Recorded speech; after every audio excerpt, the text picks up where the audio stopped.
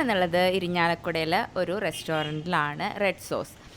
നമ്മുടെ ഇരിഞ്ഞാലക്കുടയിൽ ബോയ്സ് സ്കൂളിൻ്റെ ഒക്കെ ഒരു ഭാഗത്തായിട്ട് വരും കേട്ടോ റെഡ് സോസ് എന്ന് പറഞ്ഞാൽ ഈ റെസ്റ്റോറൻറ്റ്.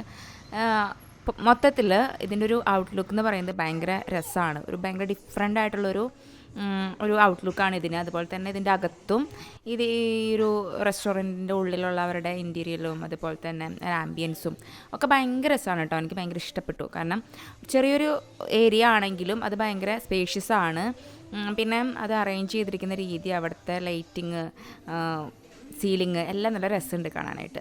ഇവിടെ കൂടുതലായിട്ട് ബർഗർ, ഗ്രിൽ ഐറ്റംസ് ആണ് കൂടുതലായിട്ട് കിട്ടുന്നത്. എല്ലാം കിട്ടും എങ്കിലും അതൊക്കെയാണ് ഇവിടുത്തെ ഹൈലൈറ്റ്. ഞാനൊരു ബിരിയാണിയും അതുപോലെ തന്നെ മന്തി ഓർഡർ ചെയ്തു. പിന്നെ അവർക്ക് എൻ്റെ കൂടെ ശ്രീകുട്ടി അമ്പാടി ഉണ്ട്. അവർക്ക് വേണ്ടിയിട്ട് ഒരു ജ്യൂസും പൈനാപ്പിൾ ജ്യൂസും ഓർഡർ ചെയ്തിട്ടുണ്ടായിരുന്നു. ഇത് അമ്പാടിക്ക് വേണ്ടിയിട്ട് ബിരിയാണി ഓർഡർ ചെയ്തതാണ്. ബിരിയാണി ക്വാണ്ടിറ്റി വൈസ് നോക്കുമ്പോൾ ഒരു നല്ല ക്വാണ്ടിറ്റി ഉണ്ട് കേട്ടോ ബിരിയാണി. പിന്നെ ഇത് മന്തി ക്വാർട്ടറാണ്.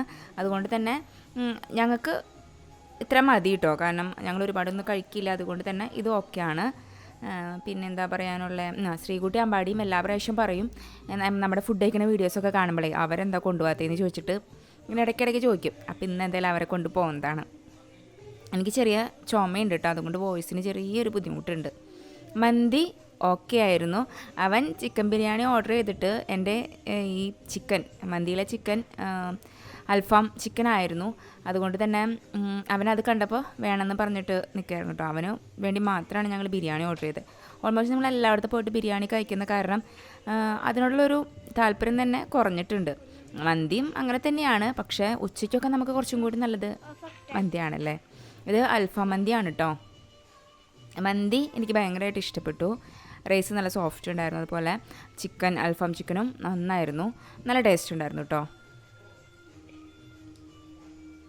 ഇത് ഇപ്പോൾ ശ്രീയാണ് കേട്ടോ വീഡിയോ എടുത്തിരുന്നത്. ശ്രീകുട്ടീനെ ഞാനിങ്ങനെ പതുക്കെ വീഡിയോ ഒക്കെ എടുക്കാനായിട്ട് പഠിപ്പിച്ചുകൊണ്ടിരിക്കുക.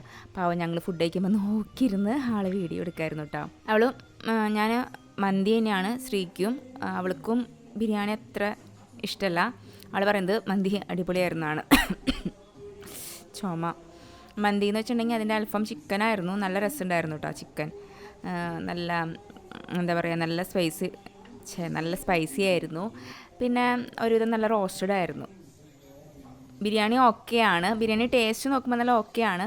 പക്ഷെ നമ്മൾ വെച്ച് കുറച്ച് നേരം ഇരുന്നപ്പോഴേക്കും ഭയങ്കരമായിട്ട് തണുത്തു. ബിരിയാണിയൊക്കെ ഒരുപാട് തണുത്ത് കഴിഞ്ഞാൽ അത് കഴിക്കാനായിട്ട് ഒരു രസം ഉണ്ടാവില്ല. എനിക്ക് അങ്ങനെയാണ് അത് ഫീൽ ചെയ്തത്. ചൂടുണ്ടായിരുന്നില്ല. ഞങ്ങൾ ഉച്ചയ്ക്കാണ് വന്നതെങ്കിലും പെട്ടെന്നത് തണുത്തുപോയി. അവൻ പറയണത് അവൻ ഓക്കെ ആണെന്നാണ്. എന്താ വെച്ചാൽ ബിരിയാണി ആൾ മാറ്റി വെച്ചു, എന്നിട്ട് മന്തി തന്നെയാണ് കഴിച്ചത് കേട്ടോ. ആൾക്ക് ബിരിയാണി തണുത്തപ്പോൾ അവനും ബിരിയാണിയൊക്കെ നല്ല ചൂടുണ്ടെങ്കിലല്ലേ രസമുള്ളൂ. അപ്പോൾ അവനും അത് മാറ്റി വെച്ചു. അങ്ങനെ ഞങ്ങൾ റെഡ് സോഴ്സിലെ ഫുഡ് കഴിച്ചു.